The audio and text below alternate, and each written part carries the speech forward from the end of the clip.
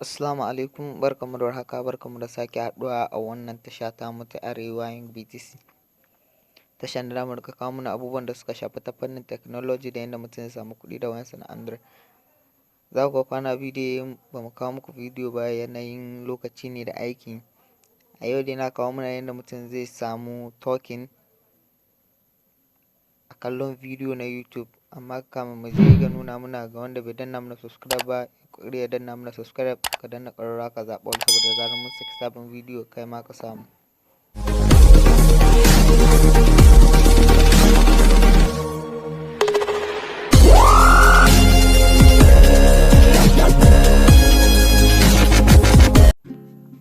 Farko dai link ɗin yana a description, da ka danna link ɗin zaka ga ka je ka yi download application ɗin, da ka danna open zaka ga ya kawo maka wuri kamar haka.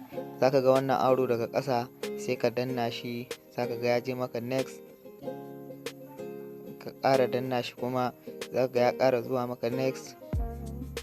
Da ya kawo maka nan zaka ga cewa zaka danna wannan maki, ka danna makin nan zaka ga ya ɗai maka loading ma ɗan wa'ansu lokuta, ba daɗewa zai ba. Zaran ya gama loading ɗin nan zai buɗe maka wuri kamar haka, sai ka danna wannan makin. Zaka ga daga nan ga su videos ɗin da zaka iya ka kalla. Wannan bidiyo da ka yi click kan shi ka buɗe shi zaka kalla, da ka kalla zaka yi winning, zaka ɗan tara coin ɗin, zaka tara coin ɗin.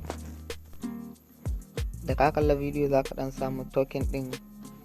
Dan kuma idan ka yi clicking kan wannan wajen zaka ga ya kawo ka wuri kamar haka. Zaka ga daga nan daily reward abin ga ni na riga na yi clicking ɗin shi. Zaka ga daga nan wurin, daga nan sama haka, daga nan afwan,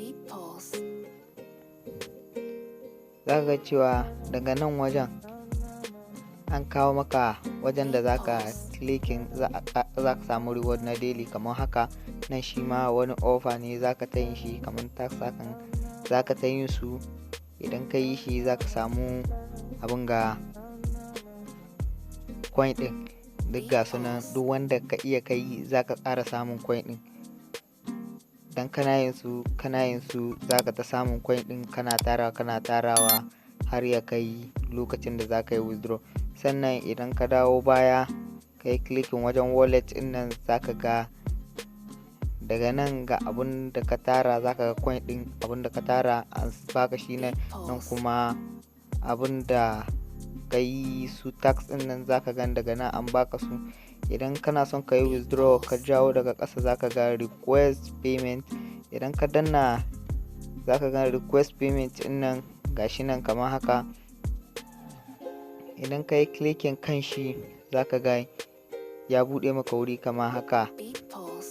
Sai coin ɗinka sun kai adadin 100,000 sannan zaka yi kai withdraw. Kuma idan ka bada himma nan da ɗan wani lokaci zaka samu, kuma zaka zo ka yi withdraw shi zuwa Trust Wallet. Da ka shigo Trust Wallet zaka yi clicking daga nan sama wurin nan, kai kana clicking kan shi zaka ya buɗe maka wuri kamar haka. Zan ajiye muku abun ga ɗin na